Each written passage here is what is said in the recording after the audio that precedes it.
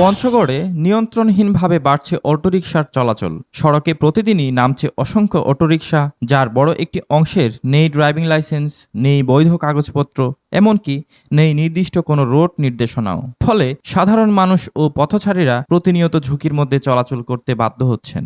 স্থানীয়দের অভিযোগ, যেভাবে পারছেন সেভাবেই চালকরা অটোরিকশা নিয়ে সড়কে বের হচ্ছেন। অনেক চালকের নেই কোনো আনুষ্ঠানিক প্রশিক্ষণ বা দক্ষতা। উদ্বেগজনকভাবে হাইওয়ে ও মহাসড়কেও নিয়মিত দ্রুত গতিতে অটোরিকশার চলাচল দেখা যাচ্ছে, যা যে কোনো সময় মারাত্মক দুর্ঘটনার কারণ হতে পারে। এই অবস্থায় সচেতন নাগরিকদের প্রশ্ন, মোটরসাইকেল চালাতে সামান্য অসাবধানতায় যেখানে মামলা ও জরিমানার মুখে পড়তে হয়, সেখানে অটোরিকশার ক্ষেত্রে এত শিথিলতা কেন? তাদের মতে, আইনের প্রয়োগে এই বৈষম্য সড়ক নিরাপত্তাকে আরও দুর্বল করে দিচ্ছে।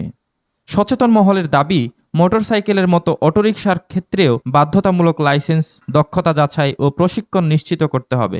পাশাপাশি কোন রুটে অটোরিকশা চলবে, কী নিয়ম মানতে হবে, এসব বিষয়ে স্পষ্ট নির্দেশিকা প্রণয়ন ও বাস্তবায়ন জরুরি। এলাকাবাসী জানান, এই অনিয়ন্ত্রিত চলাচলের কারণে ইতোমধ্যে একাধিক সড়ক দুর্ঘটনা ও নানাবিধ সমস্যার সম্মুখীন হতে হয়েছে। কিন্তু প্রশাসনের দৃশ্যমান তদারকি ও নিয়মিত অভিযান না থাকায় পরিস্থিতির তেমন কোনো উন্নতি হচ্ছে না। সচেতন নাগরিকরা দ্রুত লাইসেন্স যাচাই, চালক প্রশিক্ষণ নিশ্চিতকরণ, রুট নির্ধারণ এবং নিয়মিত অভিযান পরিচালনার দাবি জানিয়েছেন।